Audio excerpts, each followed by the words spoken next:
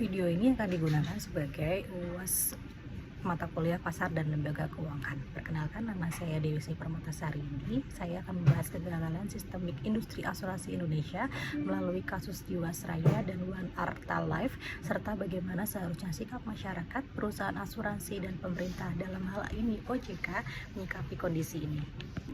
Ada dua kasus besar yang menjadi sorotan. Pertama, PT Asuransi Jiwasraya, perusahaan asuransi milik negara yang sejak 2018 mengalami masalah gagal bayar.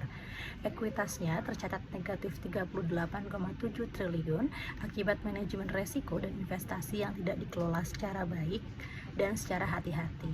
Dan menurut hasil audit investigasi BPK, kerugian negara pada kasus ini mencapai 16,81 triliun. Salah satu produk bermasalahnya adalah saving plan, produk PAID yang dijual dengan proyeksi imbal hasil tinggi yang tidak realistis. Kedua, PT Asuransi Jiwa Adisarana Wana Arta, perusahaan swasta yang izin usahanya dicabut OJK pada Desember 2022. Total gagal bayarnya mencapai 15 triliun dengan liability 15,84 triliun, jauh melampaui aset real perusahaan yang hanya sekitar 270 miliar. Tiga mantan petinggi perusahaan ini bahkan berstatus tersangka penggelapan polis dan masuk daftar pencarian orang. Mengapa kasus ini disebut sebagai kegagalan sistemik bukan sekedar masalah satu perusahaan?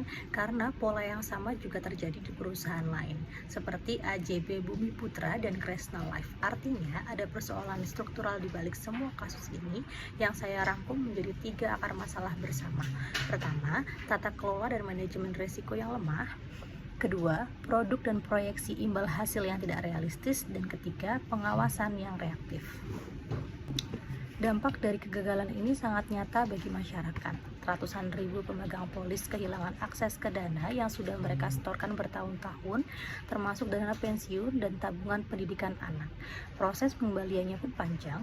Restrukturisasi polis dan pembagian dana jaminan Wana Arta Life berjalan bertahap selama bertahun-tahun dengan nilai pengembalian yang jauh dari nilai polis awal. Yang tidak kalah penting, kepercayaan publik terhadap industri asuransi secara umum ikut menurun, bahkan terhadap perusahaan yang sebenarnya sehat. Presiden Joko Widodo sendiri pada 2023 menegaskan bahwa kasus-kasus ini menyebabkan tangisan masyarakat dan meminta OJK untuk terus memperketat pengawasannya. Bagaimana sikap masyarakat sebagai konsumen seharusnya? Pertama, verifikasi legalitas dan rekam jejak perusahaan. Cek status izin usaha melalui sistem resmi OJK sebelum membeli produk asuransi. Kedua, pahami produk secara utuh. Bedakan asuransi murni dengan produk berbalut investasi dan waspadai proyeksi imbal hasil yang terasa terlalu bagus untuk menjadi kenyataan. Ketiga, simpan dokumen dan pantau kondisi perusahaan, simpan polis dan bukti pembayaran, serta ikuti perkembangan berita atau laporan keuangan perusahaan yang diikuti. Keempat, jika terjadi gagal bayar, laporkan ke OJK atau Lembaga Perlindungan Konsumen dan ikuti proses restrukturisasi atau class action secara resmi, bukan panik menyebarkan informasi tanpa verifikasi. Bagaimana sikap perusahaan asuransi yang seharusnya dalam menjalankan bisnis? Pertama, menerapkan tata kelola perusahaan yang baik atau GCG sesuai dengan PJK nomor 73 tahun 2016 dengan pengawasan internal yang independen dan efektif. Kedua, mengelola investasi secara prudent atau dana premi nasabah tidak boleh bercampur dengan kekayaan perusahaan dan dikelola sesuai profil resiko yang wajar. Ketiga, memberikan proyeksi imbal hasil yang realistis dan transparan kepada nasabah, bukan menjadikan angka tinggi hanya demi mengejar target penjualan. Keempat, perusahaan asuransi punya tanggung jawab dan menjaga citra industri secara keseluruhan. Peran pemerintah dalam hal ini OJK perlu menerapkan pengawasan berbasis resiko yang proaktif atau risk-based supervision agar indikasi masalah bisa dideteksi dan ditindaklanjuti sejak dini, bukan menunggu kasusnya mencuat ke publik. Kedua, menindak tegas perusahaan yang bermasalah mulai dari sanksi pembatasan kegiatan usaha hingga pencabutan izin usaha, seperti yang sudah dilakukan terhadap Wana Arta Life. Ketiga, mendorong penyelesaian yang berpihak pada nasabah, misalnya dengan mewajibkan rencana penyihatan keuangan dan mengawal proses restrukturisasi polis secara transparan. Keempat, memperkuat tata kelola perusahaan berbentuk usaha bersama atau aktual seperti AJB Bumi Putra agar tunduk pada standar governance yang sama dengan perusahaan asuransi lainnya. Sudah ada langkah reformasi konkret. Yang pertama yaitu Undang-Undang Nomor 4 Tahun 2023 tentang pengembangan dan penguatan sektor keuangan atau UU P2SK.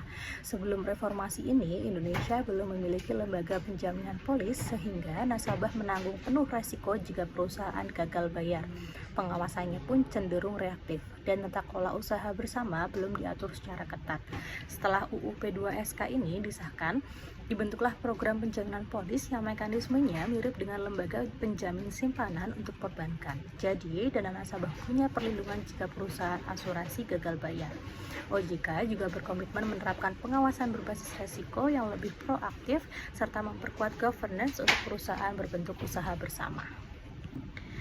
Perlindungan konsumen asuransi sebenarnya bertumpu pada tiga pilar yang harus bergerak bersama, yaitu masyarakat yang kritis dan aktif, perusahaan yang berintegritas dan menerapkan GJG, serta pemerintah lewat OJK yang mengawasi dan mengatur secara konsisten.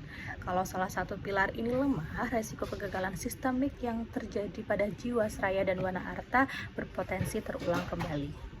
Sebagai kesimpulan, kasus Jiwasraya dan Wana Arta Life adalah kegagalan sistemik, bukan kegagalan satu pihak saja, melainkan akumulasi dari lemahnya tata kelola perusahaan, pengawasan yang reaktif, dan minimnya literasi konsumen. Rekomendasi saya adalah masyarakat perlu meningkatkan literasi keuangan dan memverifikasi legalitas produk sebelum membeli. Perusahaan perlu memperkuat GJG dan mengelola investasi secara prudent dan transparan, dan pemerintah lewat OJK perlu memperkuat pengawasan berbasis resiko serta mengawal implementasi UU P2SK secara konsisten. Reformasi UU P2SK dan program penjaminan polis ini adalah langkah maju yang tepat, tapi keberhasilannya sangat bergantung pada konsistensi implementasinya di lapangan. Berikut adalah daftar referensi yang saya gunakan untuk mengerjakan UAS ini. Demikian presentasi saya mengenai kegagalan sistemik industri asuransi dan bagaimana seharusnya sikap masyarakat, perusahaan asuransi, dan pemerintah dalam menghadapi kondisi ini. Terima kasih atas perhatiannya. Wassalamualaikum warahmatullahi wabarakatuh.